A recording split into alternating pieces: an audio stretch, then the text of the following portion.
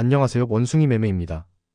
오늘은 최근 시장에서 나온 역대 1위 청산금액 사태와 함께 지금 비트코인 시장이 왜 롱이든 숏이든 근거 없는 자리인지, 그리고 10월 말 금리 인하 전까지 어떤 흐름이 예상되는지 정리해보겠습니다. 영상은 총 4가지 챕터로 구성했습니다. 첫 순서로 지난 영상 복기를 시작으로 최근 시황과 리스크 체크, 대응 전략 및 관점으로 나눠보겠습니다. 저희 원숭이 매매는 구독자들의 시드가 100배 늘어날 때까지 지속됩니다. 원숭이 매매의 후속 관점이나 정보방 입장이 궁금하신 분들은 댓글을 참고해주세요. 자, 그럼 원숭이들도 영상만 보면 따라올 수 있는 원숭이 매매. 지금 시작하겠습니다.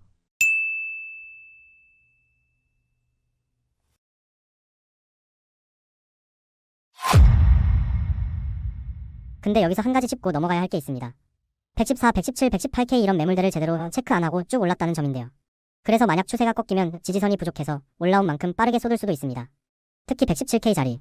예전엔 강한 저항이었는데 지금은 돌파했으니까 지지선 역할을 할 수 있겠죠.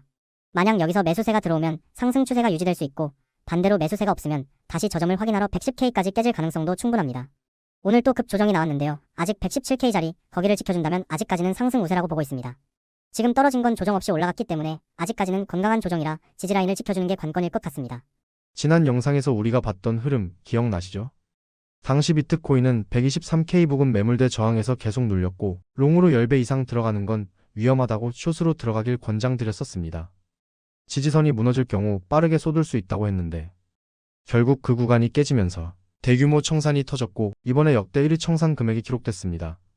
즉, 이번 조정은 단순한 눌림이 아니라 시장의 포지션이 완전히 리셋된 구간이에요. 최근 비트코인은 급락을 보이면서 한때 123K에서 102K까지 빠르게 밀렸습니다.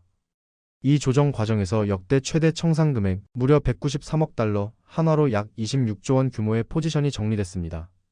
특히 롱 포지션이 대거 청산됐고, 숏도 일부 포함됐지만 전체적으로는 상승 쪽에 쌓였던 레버리지가 한 번에 터진 형태예요. 즉, 단순한 하락이 아니라 시장 전체 레버리지를 리셋시키는 청산 이벤트라고 볼 수 있습니다.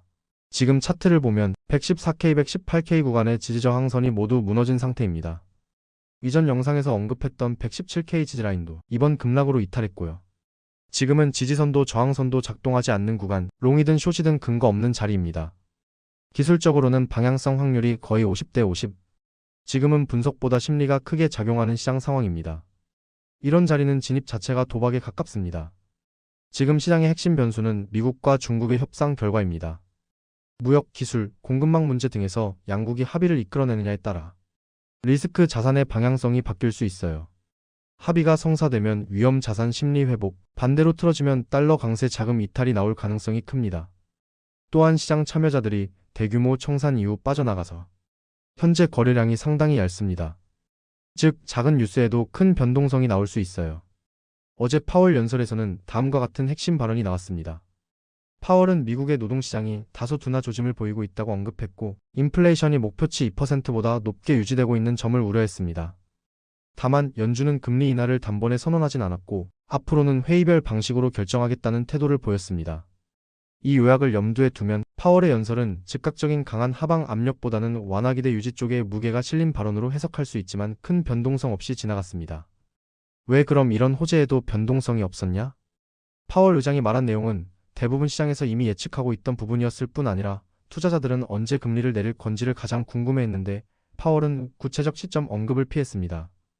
데이터를 보며 판단하겠다, 이 말은 결국 지금 당장 인하 계획은 없다로 해석돼서 단기 매수세는 약해졌습니다. 이번 대규모 청산 사태로 인한 포지션이 다 쓸려나간 상태라 현재 시장은 롱도 숏도 무리하지 않는 관망 구간이에요. 이런 시점에선 파월 발언이 호재로 나와도 시장에 들어올 신규 자금이 적습니다.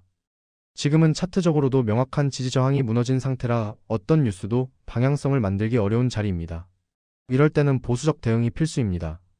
롱으로 진입하려면 최소 117K 이상 강한 회복이 확인돼야 하고, 그 전까지는 반등이 나와도 단기 반등으로 제한적으로 봐야 합니다. 숏도 이미 청산이 한 차례 크게 나왔기 때문에 손익비가 썩 좋지 않은 구간이에요.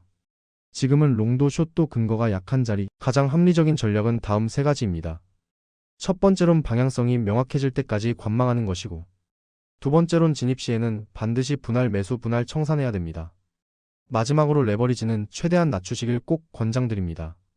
지금 시장은 역대급 청산 이후 리셋 구간입니다. 구조적으로 불안정하고 유동성도 얇아요. 그렇기 때문에 당분간은 10월 말 금리 인하 결정 전까지 박스권 움직임이 유력합니다. 즉 111K와 117K 사이를 오가는 큰 무빙 없는 구간이 이어질 가능성이 높습니다. 정리하자면 지금 시장은 기술적 지지선도 붕괴, 심리적 지표도 회복되지 않은 상태입니다. 파월의 발언이 긍정적이었음에도 새로운 재료가 없고 청산 여파로 유동성이 말라 있어서 가격은 방향 없이 움직이고 있습니다. 미국과 중국의 합의 여부, 그리고 다음 경제 지표가 나올 때까지 보수적으로 냉정하게 관망하는 게 최선입니다. 이런 장에서는 수익보다 생존, 진입보다 리스크 관리가 더 중요합니다. 오늘 영상은 여기까지입니다. 지금은 단기 트레이딩보단 체력 아끼는 구간이에요.